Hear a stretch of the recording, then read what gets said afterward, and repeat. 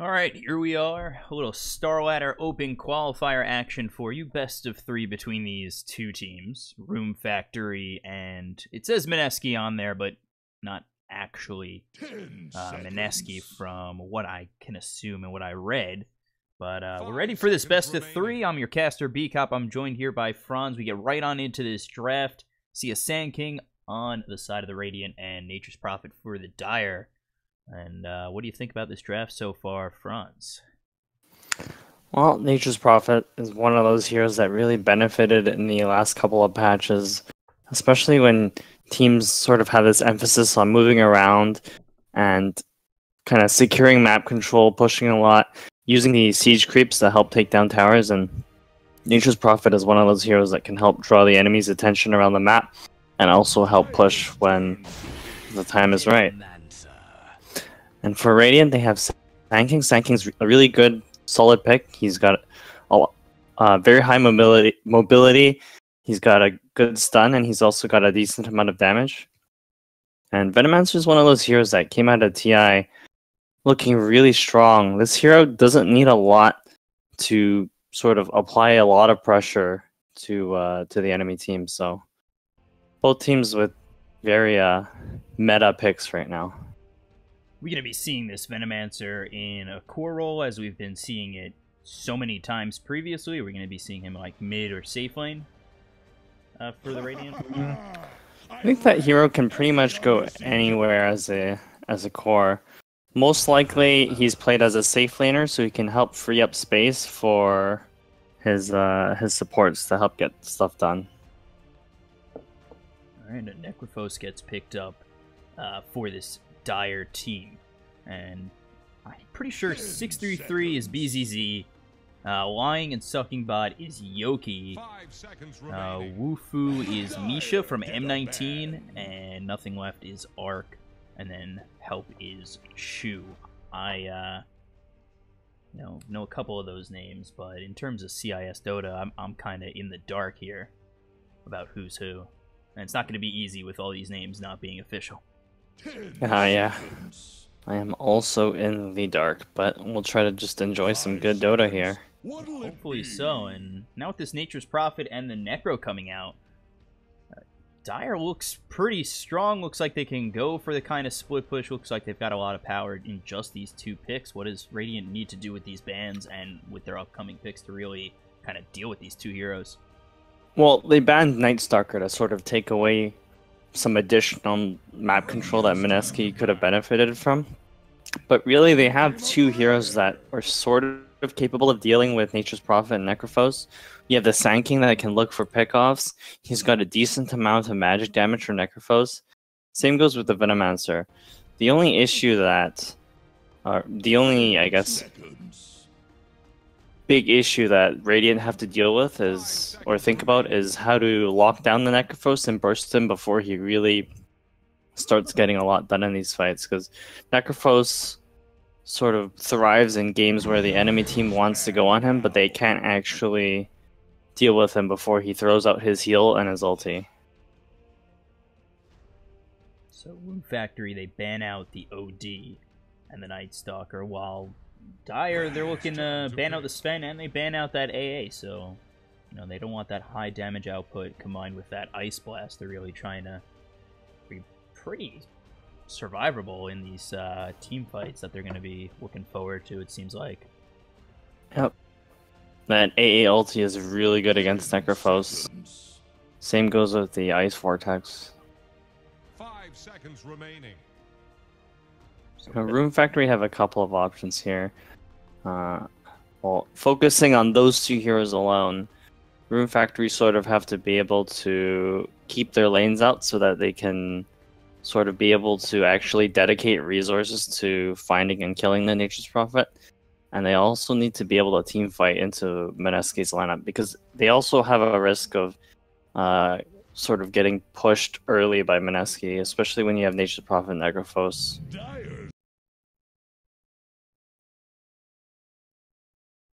So they end up picking up the Rubik. Good lockdown for him in terms of just having that telekinesis and then the Burrow Strike of Sand King. Is Sand King in a core role right now? Is he in the off lane for the Radiant? Or is he I going to be... think it's still up in the air. Probably they picked them just for like an ambiguous pick, so it could either still be an offlaner or a support. I think Room Factory selected the Rubik hero to help give them some initiation, so some good catch, and also just a solid support pick. Yeah, and pardon? I was gonna say Rubik, one of those really good supports, and then Lich coming out from the Dire. He's he's right up there with them. We've seen Lich quite a bit in the last couple of months. Just almost seems like he's in every lineup. Yeah, the hero is by its concept very strong, especially when you get to win a lane by default by pressing your buttons on the creeps. The one issue that Mineski will probably have to address in their next few picks is their lack of lockdown. Although they could dedicate the rest of their draft towards more of a pushing strategy. Yeah, it looks like they could definitely go push Room Factory, even more lockdown now here with the Shadow Demon. They could set up quite a bit with that disruption.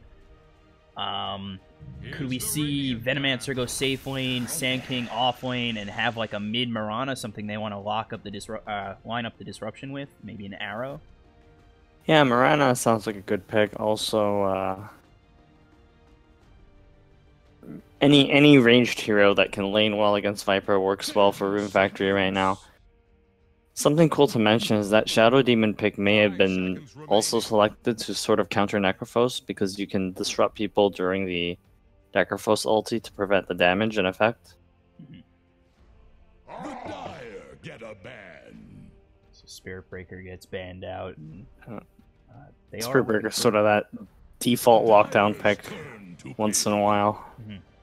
Especially when you look at Mineski's lineup, they have only one stun that comes out of the Necrophos ulti, and there's their second for the Slardar, but yeah, Slaughter and Earthshaker, those two heroes provide some of the most stuns in the game. So Earthshaker was banned out in the first phase. Slaughter is one of the remaining heroes that really provides a lot of stun and provides it quickly.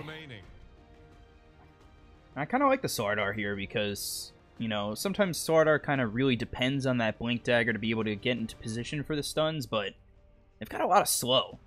So he could catch up, slither on in, get the stun, and, the team behind him, Viper, Lich, Necro, and Nature's Prophet can really work with him, and I think that's a pretty solid combination. And now Room Factory, they go with the Terrorblade.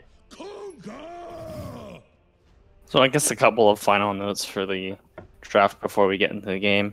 So Slaughter, as you mentioned, it really helps Mineski's lineup. Their lineup seems really good at kiting. They're really survivable. You have the Frost Armor for extra armor, you have Necrophos for healing, and you have Viper, who's just a very naturally tanky mid hero. And Slaughter really helps Viper by providing that extra physical damage, which Viper sort of lacks until the late game. And with this Terrorblade pick, Room Factory's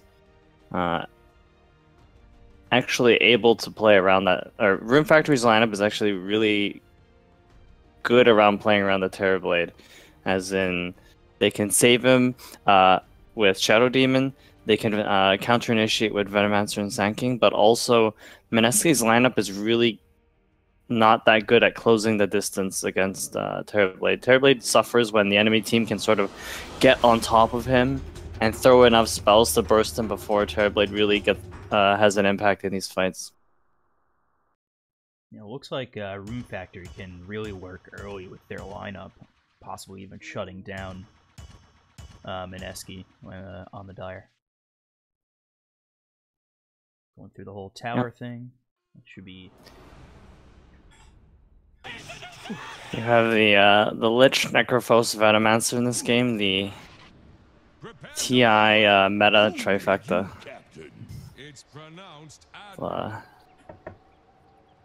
Some of the most annoying heroes to play against, but they work well. Now, a lot of annoying heroes are really good right now, especially from where I stand in terms of my ranked in pub games. With these lineups, how do you really see this game going? Who do you really think has the upper hand? For me, I feel like it's got to be the Radiant in my eyes. I think Terrorblade's able to work early, and with that, and with Venomancer, and just having the lockdown they have, they might be able to just steamroll Dire. So neither team really has a hero that catches up easily, with the exception of Nature's Prophet. And so I think if a team gets a particular advantage early, they might be able to just snowball off of it. The problem that Radiant have, though, is they're going to be pushing into a lineup that has Frost Armor on the trees. And before I say anything else, looks like there's a field at Gank-a-Town to top.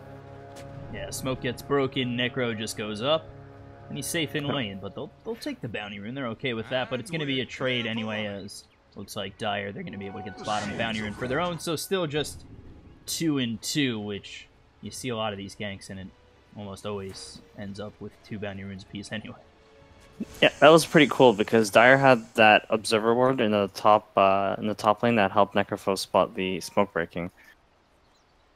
And looks like we have Lich scouting out the support, so they won't be able to sneak up on this Viper as easily. Yeah, and they're trying to especially keep this courier safe, as the 2 of them are looking to get it. Rubik's still looking to go for this courier, but it's going to take the long way back home, all the way through towards that bounty rune area. Well,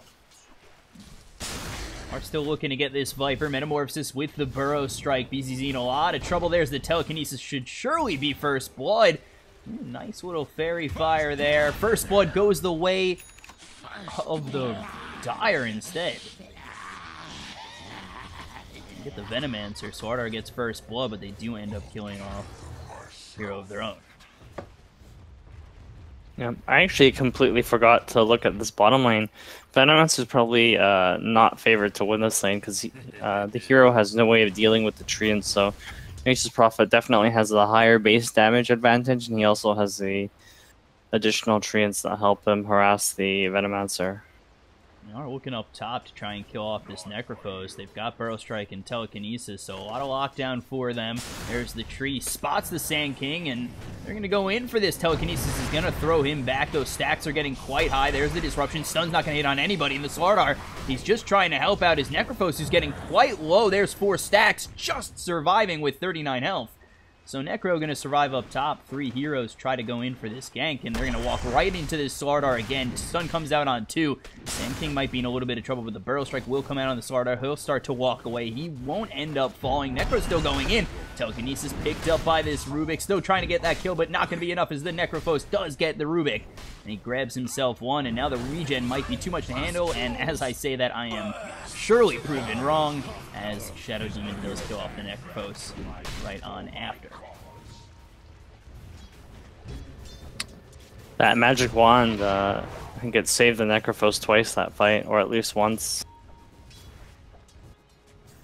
Ended up having that heal from the kill as well, but didn't end up surviving the onslaught that came on after.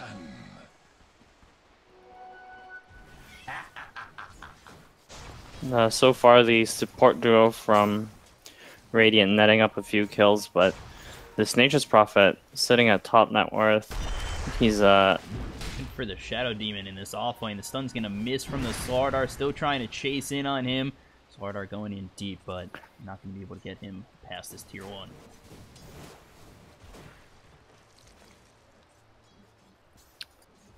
I think this mid lane gets a little bit weird for the Terrorblade when his Metamorphosis is down, but also when his supports can't really help him against the Viper. I don't think this is a winning lane matchup for Terrorblade, but Terrorblade will get quite a bit out of this lane as long as, well, I guess there's a Lich bothering him now, so. Yeah, especially recently, we've seen a lot of the whole kind of babysitting mid, where you see 2 and sometimes even 3 heroes mid. It seems like mid lane has just become such a giant cluster of heroes lately. Yeah, I think there's 2 big reasons for that. The first is that there's that extra melee creep mid, so there's actually more benefit from sitting another hero mid. You kind of like increase the potential advantage, but also that mid tower is so important and so easy to kill with the siege creep that if your mid hero has a particular advantage at 5 minutes, also there's a kill top. Burrow Strike comes out on 2. I was watching it, didn't want to interrupt you just yet, but Necrophos, is going to get hit up with that telekinesis thrown back into the Sword Art, but they won't be able to get the kill as they rotate 2 heroes up top to try and counter this kill onto the Shadow Demon. And then bottom, it looks like they might even go in for this Venomancer. He's going to be slowed up quite a bit. One more shot will do it, and Nature's Prophet has himself another. And he's already level 5, just 4.5 minutes into this game. Yep. The Radiant sort of have to worry about both their safe lane and their mid tower because I don't think they're going to be able to defend without moving a lot of their heroes around. This is a best of 3, so nobody's life is on the line just yet. But it's already a 2,000 net worth advantage for the side of the Dire. They look to go in on this Terrorblade. But Burrow Strike's going to come through on the Viper. BZZ going to continue to push on forward. One more shot will take him out. He might die for this, but he's got Wofu. He's going to try and get the turn kill with the Lich, and he will. So it's a double kill for BZZ. They also get the kill up top, killing off the Shadow Demon. And this is really just turning into a steamroll for the Dire, where I thought maybe the Radiant would be able to push out early and have this early advantage. It's the Dire that has that. I don't think these lanes are playing out the way that Radiant wanted them to, but they can still come back from this. They have a lot of sort of teamfight potential with their heroes.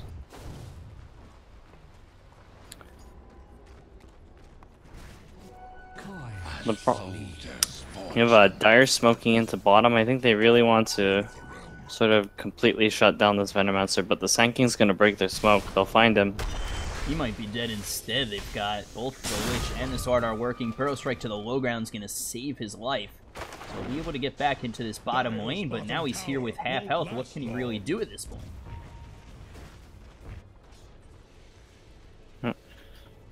Dire really don't have to be worried about any of their lanes. Like, this Necrophos doesn't go down easily. He's got a casual cloak to help give him some magic resistance against the Shadow Demon, and you know, Viper's just a really naturally tanky hero. So Radiant's sort of in a tricky position because they sort of need to get some kills, but Dire's not going to give them up easily, and Radiant need to move multiple heroes, including the Sand King, who's their main sort of stun.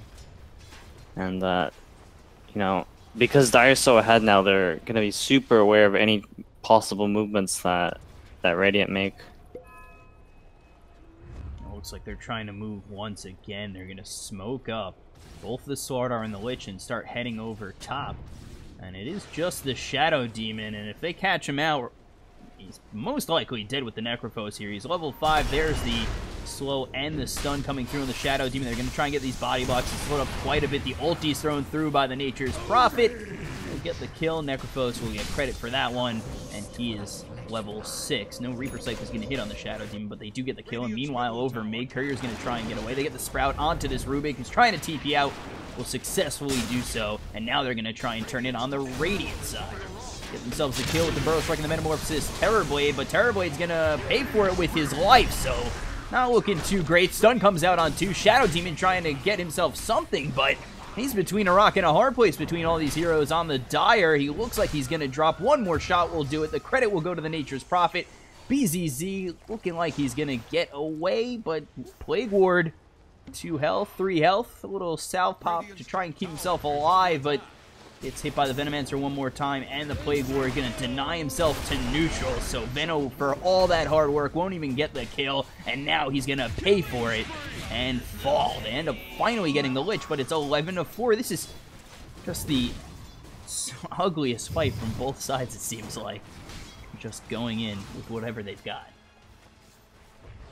Yep, that was a really cool rotation from the Nature's Prophet, but unfortunately he got caught out by the Sand King with the Terrorblade, so I don't think that went the way Dire wanted to, but they happened to net a couple of kills. I imagine their intention with that rotation was to take the mid tower originally. A little fight recap from that. It says it did end up being a 3-for-3. Gold exchange was about even. Oh. That mid lane was a little too hot for the Vipers, so he decided to TP and pressure bottom instead. I think this is really Dire's game plan for the next 10 minutes, just to pressure all the lanes, get as much farm as possible on this Viper, because Viper's not a hero that wants to hit neutral creeps all the time. He wants to be in lanes, pressuring the enemy team, pressuring the towers, getting as many last hits as possible. And like a drunk sailor. their lineup is definitely a lot faster at pushing early than Radiant's. Is under pressure. And they push well early, but they really got to take advantage of that. Terrorblade finds a couple of items, all of a sudden they're in trouble. I've seen it too many times to think it's not going to happen this game. Yep. Radiant's bottom tower faces a stiff wind. Up top, it looks like Radiant's going to go for a push of their own. Sand King's going to TP out. They've got the Terrorblade and the Shadow Demon. And there's Metamorphosis. They're going to look to take this tier 1. It's going to be glyphed up. They've got Rubik waiting with them. Necro's going to come over with the Viper. They'll get the tower with the Terrorblade. And there's the Telekinesis on the Nature's Prophet. That will throw him back. He's also slowed up by the Shadow Demon. So it should be an easy escape for the Radiant. Dire not really able to catch them, something that you had mentioned earlier in the draft. Yep. Slardar sort of halfway towards his blink. Getting some last hits here and there.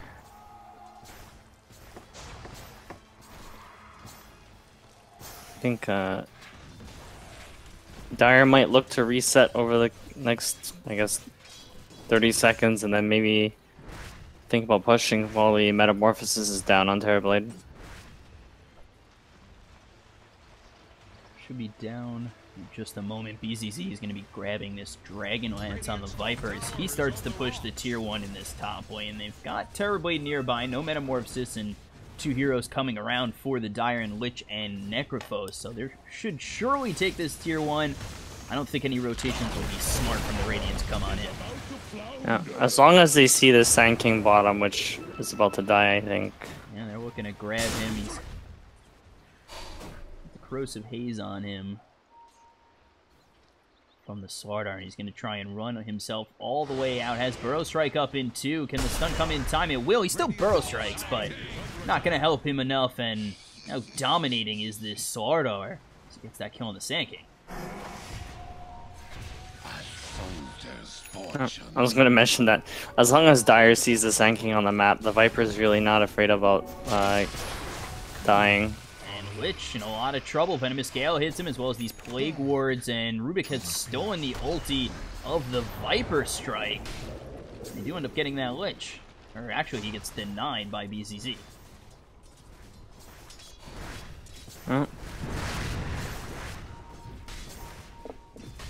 So this is a 4,000 net worth advantage for the Dire.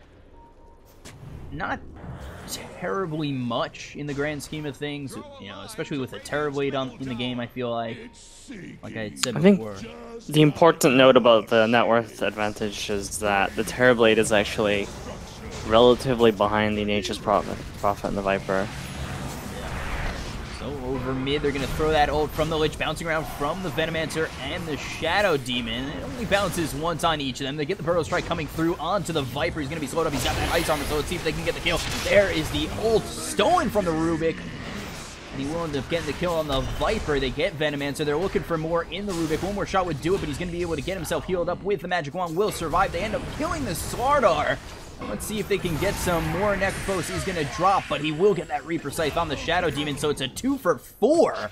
And a double kill for the Sand King. So a very nice fight from the Radiant. They'll get this tier 1 over mid as well, taking out 4. We take a look at the fight recap. That's about 2,000 net worth going their way. Yep. This tier 1's a big deal too, because previously Dire had a bit more map control advantage with the tier 1 situation, but oh boy, here comes the Slardar, but Burrow Strike before anything could happen. And it looks like BZZ should be able to finish off the Sand King and will. think he bought out on his blink just before and no.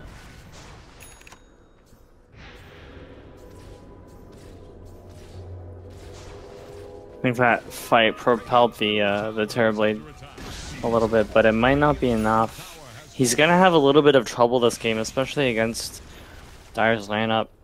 You know, the Viper is able to hit him, and Terrorblade needs a defusal to be able to kill this Necrophos. And he's pretty much alone as far as it goes for cores on Radiant, since the Venomancer's so behind and their offlaner was the Shadow Demon. Dire are gonna try and get this Roche. It's definitely nothing too fast. Looks like they're gonna be forced out of this pit, and Shadow Demon getting quite low, but BZZ, he's getting even lower. The Barrel Strike's gonna fly on through the Niche Prophet's gonna use that ult. Viper getting very low. The Lich ult bouncing around. Hits Shadow Demon, comes on back, gets the kill. 2 for 1. They've lost their Viper so far. Epicenter thrown from the Sand King gets the Necro down to about half health, but he will survive, use that heal, and back on off. Problem is now I don't think anything for the Radiant's going to do it. They're going to end up losing that Sand King to the Reaper Scythe coming out from the Necrophos. He's going to have that heal. He'll be back up to full health. And it's a 3 for 1 in favor of the Dire.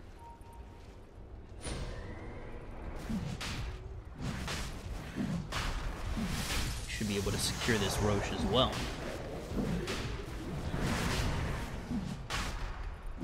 Seems like when the Radiant go for these fights, when they're broken up the way they are, especially right there, it seemed like they were just so split up, their fights just aren't going as well as they hope.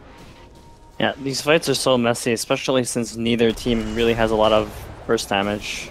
Looks like they're going to lose this Venomancer. He's going to throw that ult to try and just deter Dire from moving forward, but... Yeah, I think that Blink Dagger on Slaughter really changes things, because now Dire actually have a way to initiate in these fights, so they won't have to get chipped down as much from the Shadow Demon and the Venomancer now that they have to be scared of the Slaughter. Shadow Demon getting very low. BCZ just hitting away at this hero. The Lich throws in a nice shot. They'll get the kill. Shadow Demon's dead. Sand King in the middle of things. Maybe not the best spot now with this Corrosive Haze on him. And BZZ gets another. That's now a double kill for this Viper. And they still haven't taken Roche. This is the slowest Roche of all time. The Slaughter is really complementing the Viper very well, providing some lockdown and also the amp damage to give that extra boost damage. And now with that blink, it just seems like Dire can overwhelm the Radiant. I think now Dire's lineup really kicks in. They have the Aegis, they're ready to push. I think they're going to look to take all of the tier 2s, maybe even possibly break high ground. Radiant really can't defend this unless they have Metamorphosis, so Radiant have to be really careful of deciding which fights they're going to take in the next 5 minutes with this Aegis.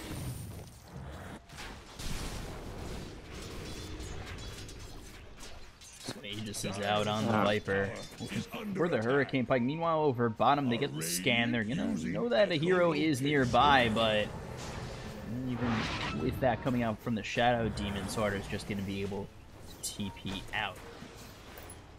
Meanwhile, up top, Terrorblade, he could be in a lot of trouble. Coming in as the Nature's Prophet, they get the stun coming in from the Slardar. He's trying to run away. Corrosive Haze, Reaper Scythe, down he goes.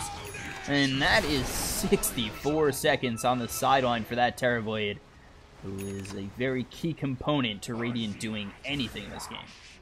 Yeah, Terrorblade has a really rough game, especially against Necrophos and Lich. You know, you got the physical damage reduction and then the physical damage immunity, and Necrophos also one of those heroes that can easily stop Terrorblade from casting Slender. Just seems like Radiant, they have nowhere to go. There's a lot of mobility here for the Dire, a lot of strength for them too on top of that. Radiant can't really find their farm and really can't even find a good fight. I bet Dire's gonna push, try to break high ground here, and then at least force, or I mean push out the lanes and then maybe try to high ground, but at least force the Radiant back to their base and maybe force Metamorphosis to be used. If Dire can force out Metamorphosis and just back off without any casualties, that almost you know, hands them these last tier 2s or even the high ground up top. Yep.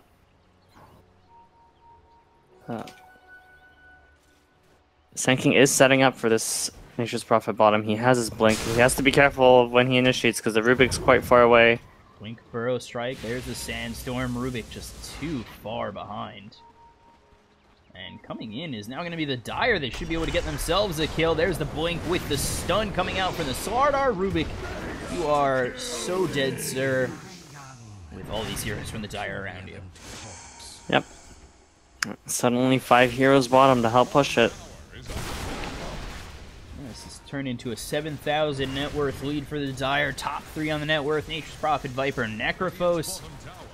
Terrorblade, not even close to the Nature's Prophet. All he's got right now is that Yasha. Still looking for the Manta style. It doesn't seem like they have enough to hold this high ground at the moment.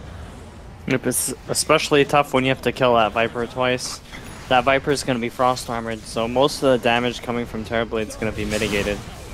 Blink, Burrow Strike just to cut off these creeps for now. This bottom tier 3 is down to about half health. They'll continue to move forward and show up strong on the Dire. They still have that Aegis on the Viper. They have the Ice Armor. It's very hard for the Radiant to look for a confident move.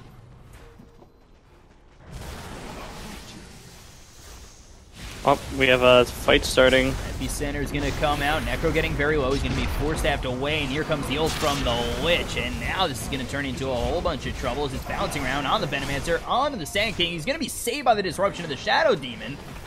But they're forced to fall back. A lot of these heroes getting low on the Dire, or a couple of these heroes getting low on the Dire, and they end up losing the Slardar.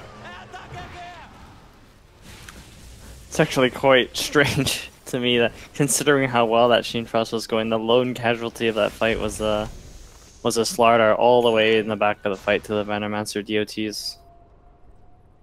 It was a good save from the Shadow Demon with everything going on in that fight. He had the wherewithal to just get that disruption out onto his Sand King to save him. I think Necrophos has the right idea with his item choices this game.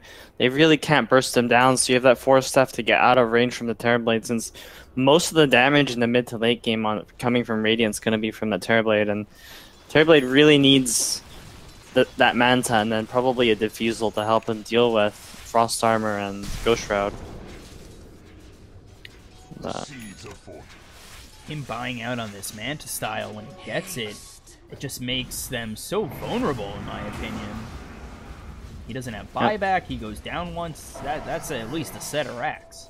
Well, the odd thing is you don't always want to say buyout on Terrorblade because you have to play around Metamorphosis. Like, if you die with Metamorphosis active, there's no point in buying out. Yeah.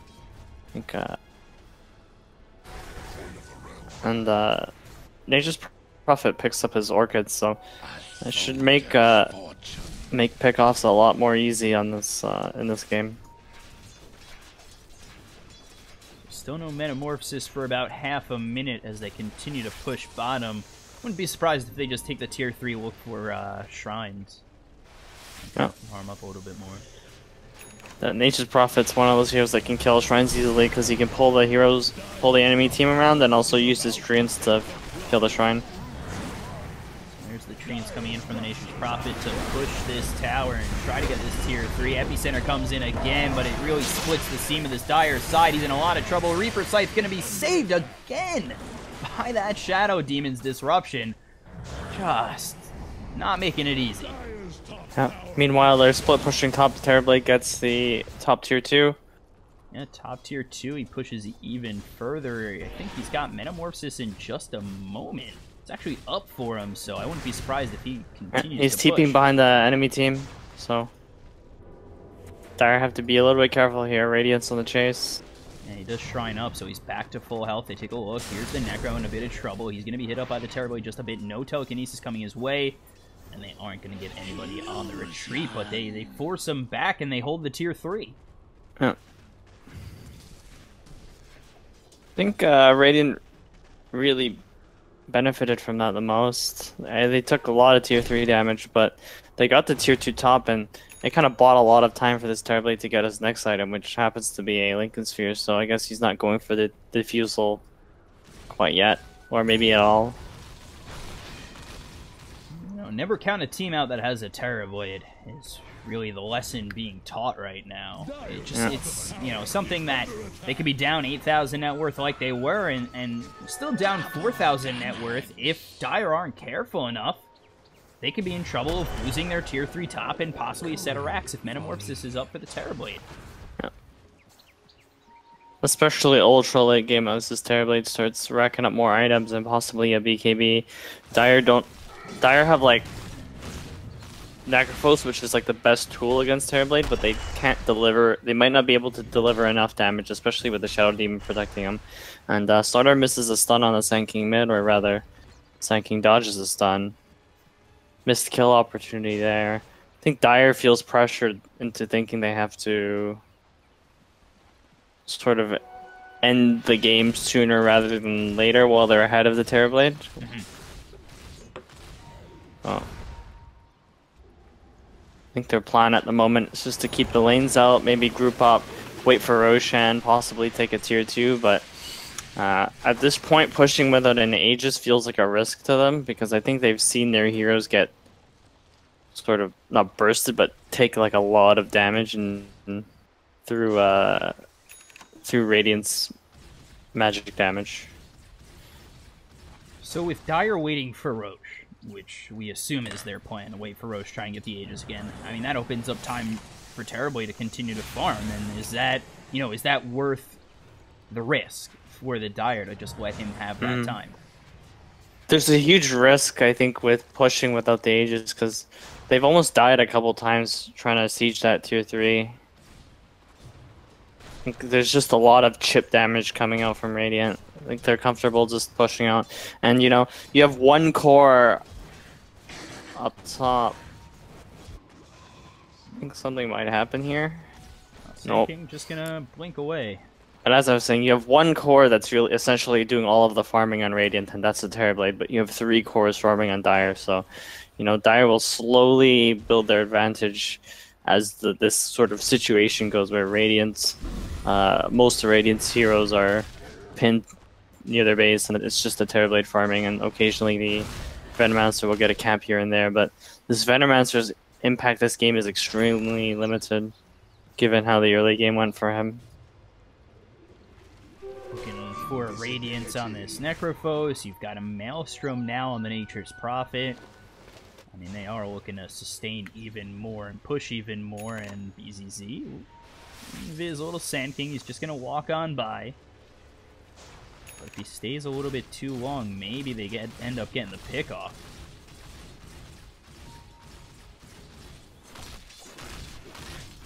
For now, both teams content farming. We have this Viper keeping the mid lane out. Also, there's the Burrow stun on the Viper mid. Yeah, so they are going to try and go in on BZZ. He's going to be force-staffed, ending up on the low ground. There's the Orchid coming through, and the Shadow Demon is going to be the Chain Frost that comes through. Going to bounce all the way back. But that'll just be a Shadow Demon kill. Ooh, force-staff, and then trying to get that Southern Crush in. But just out is the Rubik.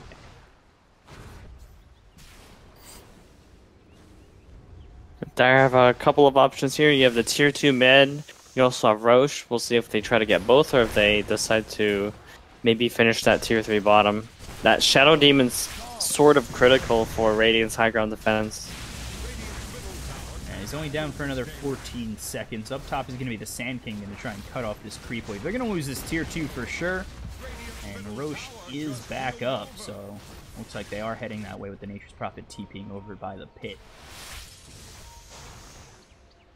And this Roche should go down quite quickly. Radiant's going to want to react as soon as possible.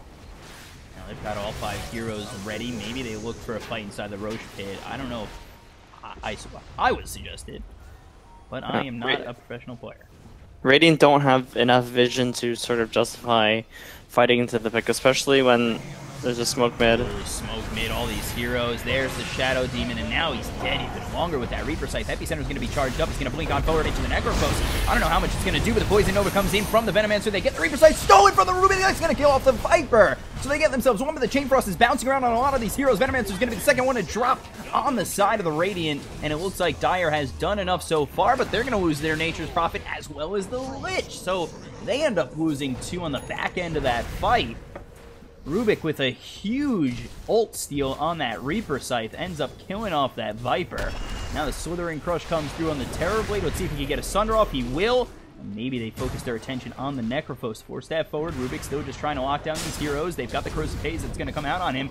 Or it might just be a medallion. I'm not too sure just at this exact moment. The Slithering Crush comes out from the Sword Art, but that will be his life to save the Necrophos. So 4 die on the Dire. And they're still looking to chase. Wow. They had a good pick off on the Shadow Demon at the start of the fight, but it was sort of ambitious for the Viper to force staff in, and he came right into the firing range of Terrorblade. It just got bursted so quickly between the Terrorblade and the stolen Reaper Scythe. I think the one thing that Dire should probably be really aware of is that they always have to get on top of Terrorblade in these fights. It was okay to use a Reaper Scythe on Shadow Demon, but as soon as that occurred, I think they should have reset, waited for their next Slardar stun. Viper trying to go in. He's already quite low. They try to end up getting themselves a kill on the Sand King, but they need quite a bit of damage, and they cannot move on forward. Double damage.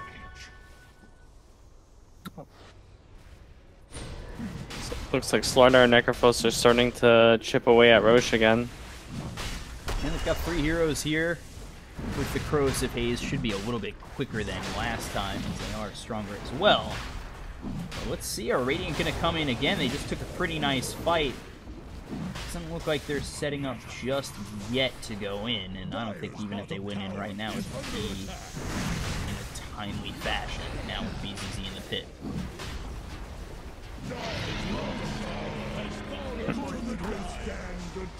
That's Aegis and Cheese.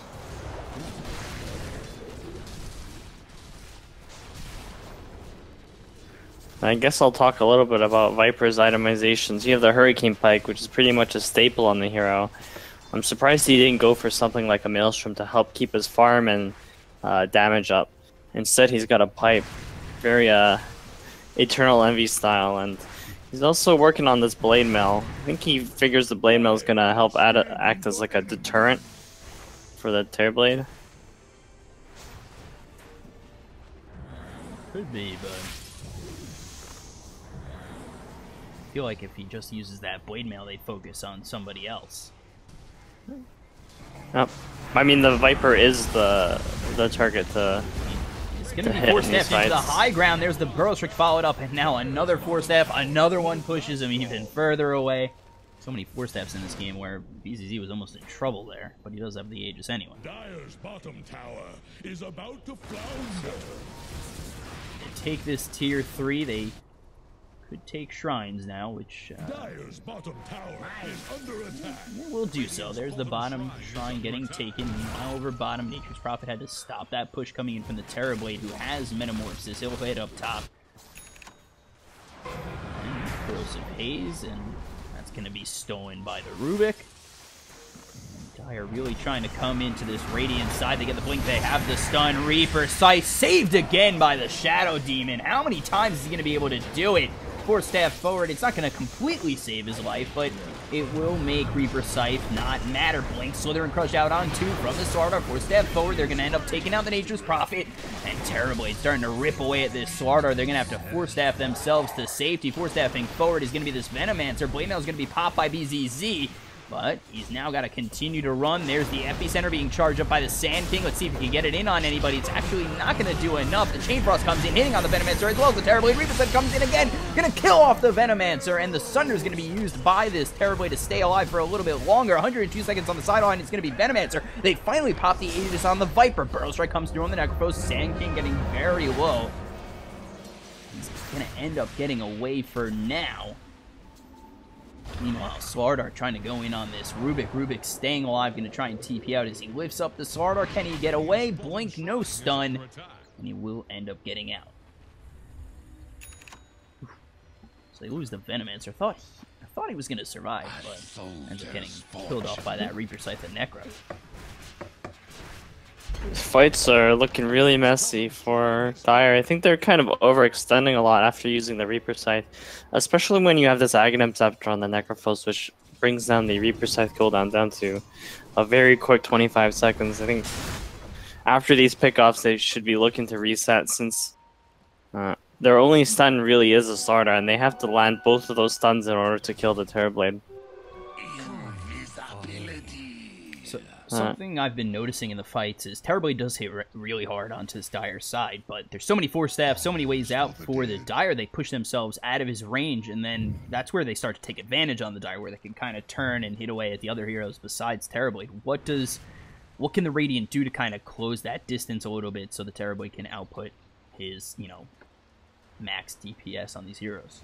I think the ideal scenario for Radiant is where they're the ones that are on the offensive, and they look for a quick pick-off on the Necrophos or the Viper. But these fights have also been working out for them, where they use Disruption as sort of a counter initiation. The problem is that the fights are really messy, and you don't really know what's going to happen. But it has been working out for Radiant. Somehow the Nature's Prophet ended up like in the Radiant space.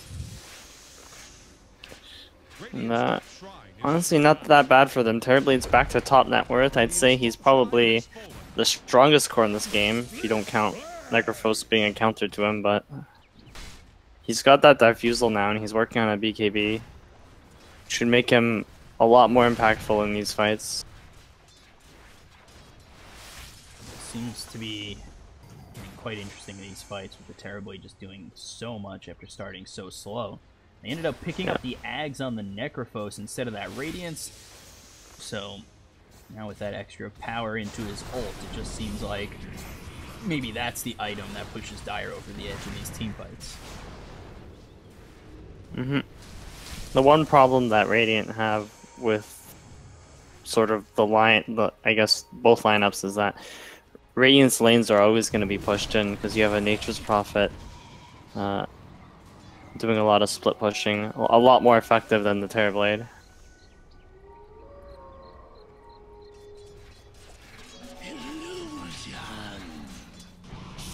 Disruption comes out on BZZ. They're going to try and get themselves a kill, but again, there's the Hurricane Pike to push them a little bit further. They're going to end up getting themselves the nice Burrow Strike, and survives with the cheese for now. Has the Blade Mail pop. Chain Frost bouncing around. That's a stolen one from the Rubik. Now they're going to try and come in with the Poison Nova. They finally kill off this Terrorblade with that Reaper Scythe. He's dead for 100 seconds. They lose the Venomancer. He'll be down for 80, and now Shadow Demon will be next on the list. Epicenter, it ain't going to do enough. And he's dead for 75 seconds without the buyback, and it is looking quite grim in what seemed like just an unfortunate counter initiation by the Dire for the Radiant. Yep. The Radiant had the right idea trying to burst the core down there, but unfortunately for them, Viper had the cheese, and Dire managed to turn that. I think they're probably going to get 2 sets of Raxes here. Necro pretty deep, stolen Slithering Crush, but still sustains so well, and won't even be able to kill him off, and they're going to lose this bottom set of racks. The problem with that Terrorblade buyout is that Terrorblade doesn't have Metamorphosis anymore. He also doesn't have the Sand King and Venomancer to help him actually hit targets. There's only so much they can do to kind of defend at this moment with Metamorphosis down for 75 seconds. Rubik trying to do everything he can do, and he gets knocked down pretty low. Reaper Scythe on the Shadow Demon, dead for 90 seconds, no buyback, and that's that Ag's power coming in, and in what was just a moment ago 10,000 net worth, or 8,000 net worth, is now spiraled out of control into a 20,000 net worth lead. They're going to try and come in with this Poison Nova. It does hit on the Lich, who uses that Chain Frost. It hits away at a bunch of these heroes, but won't save his life, and they end up only losing 1 on the retreat, but do end up getting themselves a set of racks and a tier 3 over mid. Yep, don't forget the 2 buyouts from Radiant. It's a huge net worth swing for Dire.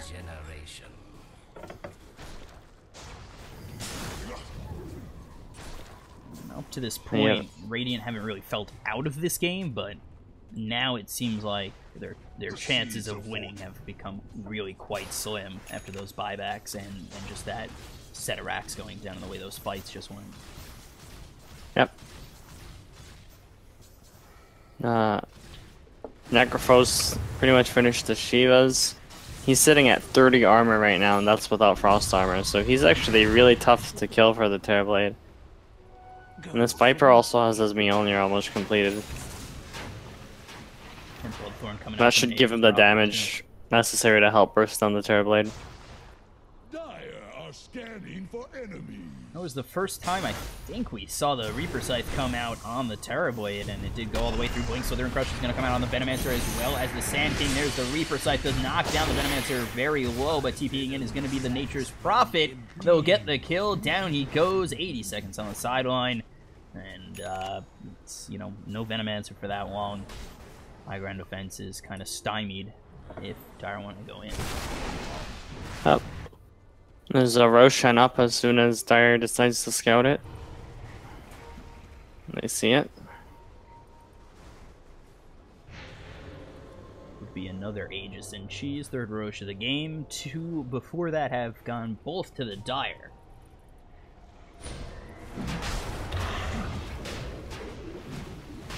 Dire's really comfortable this game. I think their cores are just naturally really strong against Terrorblade. So it's Aegis on the Viper again. Nature's Prophet, he's going to end up pushing in bottom. Meanwhile, the rest of his team will move over mid. And they will start to look for those set of racks over mid, as well as top already pushing in for them as well, with this sort of just keeping watch.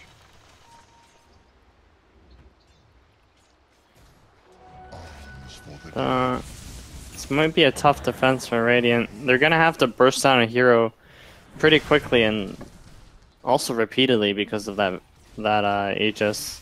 So I think their plan is probably to force Dire into a bad position where their Terrorblade's allowed to hit multiple heroes. So which has this Solar Crest as well as the Ice Armor. It's just, that's so much armor, that's just not fair.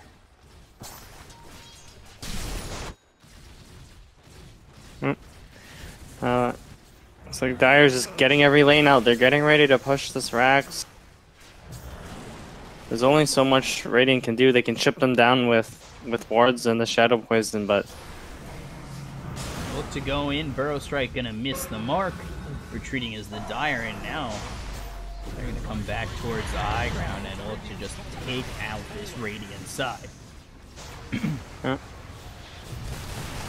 Ooh, actually, Blink force-staffed into the Slithering Crush. Reaper Scythe, Shadow Demon, Dead Metamorphosis is going to be popped by the Terrorblade with the Epicenter coming out on 2 as well as the Burrow Strike. They're going to get very low. They might even lose a couple of these heroes. They're going to lose themselves. The Lich, the Aegis is going to be popped on the Viper. They look towards getting this Necro, but he's going to be back to full health. The Sunder comes through from the Terrorblade, and now they look towards the Slardar. They're going to get him quite low. He might even drop the Force-staff. Is going to get him some room. The Burrow Strike comes in from the Sand King, and they will get themselves another. So Viper just trying to man-fight this Terrorblade. Meanwhile, in the backline, Nature's Prophet is going to get himself a kill onto the Rubik. They get themselves the Viper. Terrorblade's going to die, and he's dead for 100 seconds. No buyback. Reaper Scythe on the Sand King. He'll end up dropping 107 seconds. He'll immediately buy back. Meanwhile, Nature's Prophet goes down up top to the Venomancer and the Rubik. So they look towards Necro once again. They're going to get the Burrow Strike flying through on him. 3 heroes are alive on this Radiant side, but there's the buyback from the Nature's Prophet. They've got to watch out as he TPs in, has that Bloodthorn going to silence up this Rubik, and now with the Viper back into the picture, Sand King looks oh so dead. And yes, that is it with the Reaper Scythe. He will fall again, and dead for 130 seconds with no buyback. Yep. This could be game. Terrorblade doesn't have buyout for another 2 minutes. And it did for a minute. They're going to lose this last set of racks. It'll be Mega Creeps for the Dire. BKB is going to be popped with Poison Nova Venomous Gale coming through onto the Dire side. They just don't care. And Shadow Demon is back up. He'll save himself for a little bit longer with the disruption, but here come the rest of the Dire, and dead once more, and this time dead for so long with that Reaper Scythe. Rubik just trying to make something happen, but he'll fall as well. 80 seconds on the sideline. Venomancer is the last one alive, and there is the GG call from Radiant. Well, Dire really snowballed off of their early advantage, and I guess this Terrorblade Venomancer core duo wasn't able to catch up. So. Dire take a pretty easy victory. And they make it look very easy. Maybe a little bit towards the mid-game they looked a bit shaky after Radiant had won a couple of fights, but they pull it together, pull through. and they get this first win in a best of 3, 42-21. And Mineski, as they're calling themselves, I don't know if it's truly them, but they are going to be looking to finish off Room Factory come the next game. Any last thoughts on this game before we go to break? No, that was really well played from Dyer. Yeah, Dyer, let's see if they can do it again heading into Game 2. Got themselves a 1-0 advantage. I'm your caster, Bcop, at Bcop92 on Twitter. I'm joined here by Franz. He's at Hello Franz on Twitter. We'll be back with the next game coming up in just a moment. Stay right there. A little ad from our friends at EGB. And then some standby, then the draft, then the game, and maybe possibly a third one. So we'll be right back. Stay right there. Bets, online betting for every esports fan. Go to 2 and Hearthstone.